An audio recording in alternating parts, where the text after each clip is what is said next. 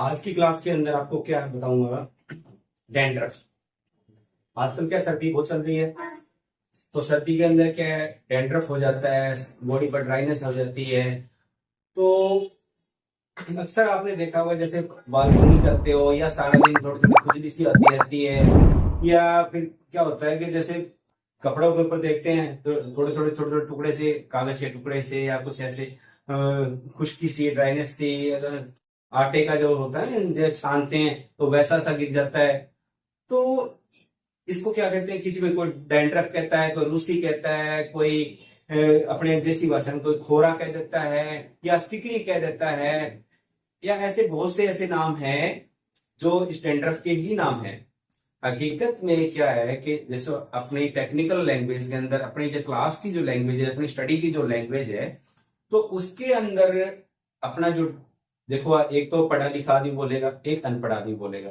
तो पढ़े लिखे आदमी की पहचान क्या, उसकी भाषा से, उसके रहन सहन से, पहनावे से होती कि नहीं होती। तो अब अपनी को देशी भाषा होती है, तो देसी भाषा बोलेंगे तो कौन कहेगा आप अकेडमी में पढ़े हो, कहेगा क्या आपको ये गया देसी भाषा है, ऐसे कहीं सीख गया पता है। तो जैसे हम डॉक्टर की लैंग्वेज में बोलते हैं अपने, जैसे कई बार होता है ना, डॉक्टर बोलते हैं फीवर हो गया, वोमिटिंग हो रही है, मतलब कि डायरिया हो गया, या अपने पीलिया हो जाता है तो वो कहते हैं मतलब कि जॉन्डिस हो गया।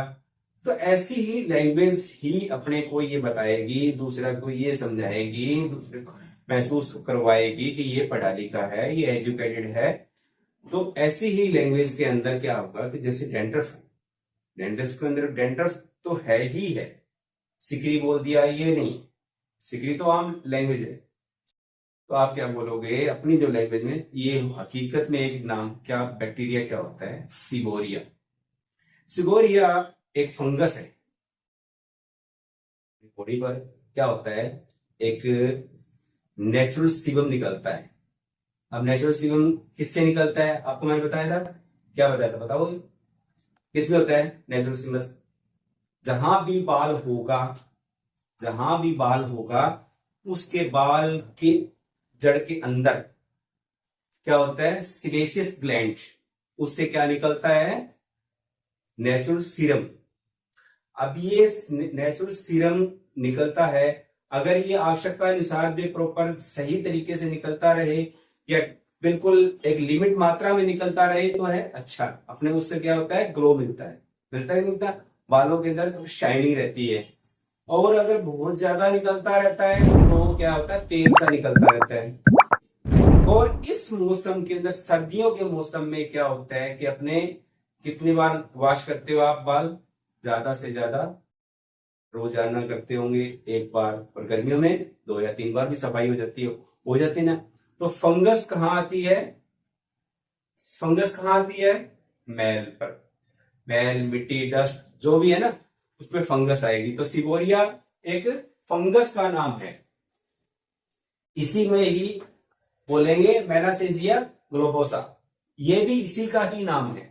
लेकिन आपको सिबोरिया ज्यादा सुनने को मिलेगा, ये नाम बहुत कम सुनने को मिलेगा, और ये तो आपको सबको पता ही है, ये तो नाम है ही है, ठीक है, मानते हो ना। तो ये है क्या और क्यों होता है, और इसका काम क्या है, और इसका उपचार क्या है, इसका ट्रीटमेंट क्या है, ठीक है ना। मौसम के हिसाब से आपको सभी को ये जरूरत है कि नहीं है, तो मैं यही बता रहा हूं आज। तो ये होता क्यों है, ये जो सिबोरिया जो फंगस है, ये फंगस क्या करता है, अपनी बॉडी के ऊपर जो ऑयल आता है, इसकी खुराक क्या है, ऑयल,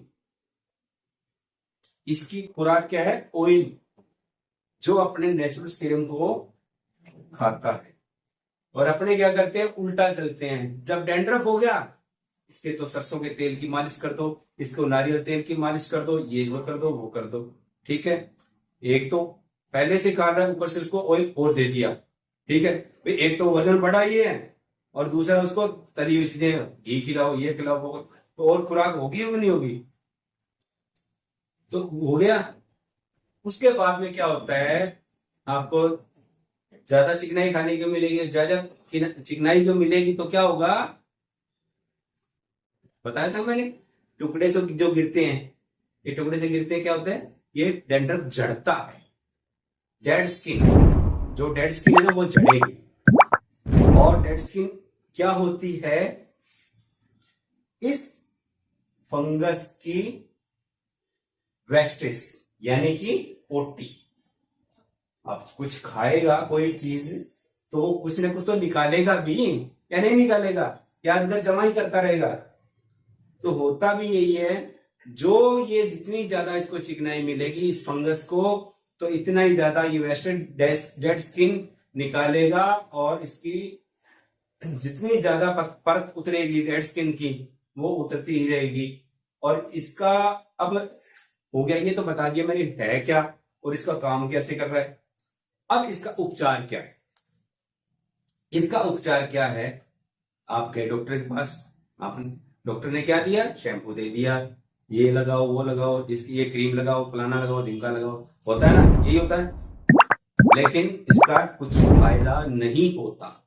कुछ टाइम के लिए आपने हेड एंड शोल्डर लगाया, जितने लगाते हैं उन्हें ठीक रहता है जी, ठीक है जी।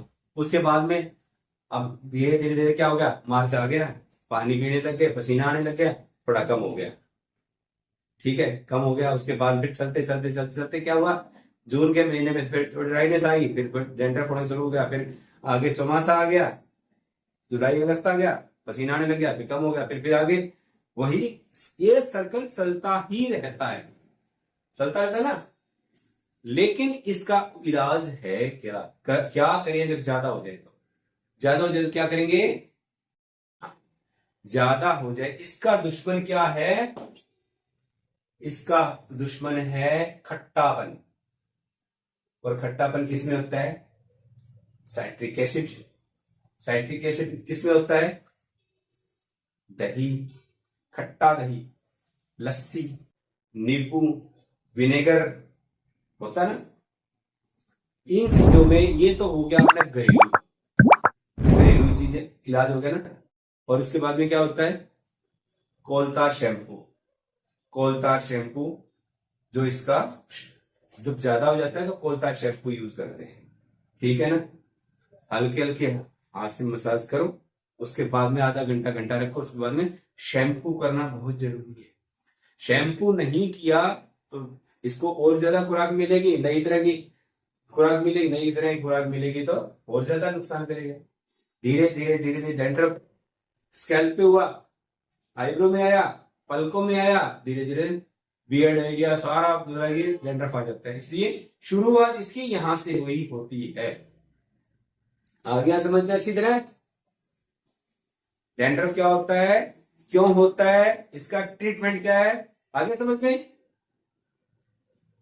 अगर समझ में अच्छी तरह आ गया हो और ना भी आया हो, कोई भी आपका क्वेश्चन हो तो कमेंट बॉक्स में लिखोगे और मैसेज करोगे, और YouTube चैनल को लाइक और सब्सक्राइब करते रहो, शेयर करते रहो, ताकि कुछ न कुछ नया मिलता ही रहे। और आपको भी, आप भी चैनल देख लिया करो, ठीक है। ओके, गुड बाय, मिलते हैं नेक्स्ट क्लास में और नेक्स्ट वीडियो में।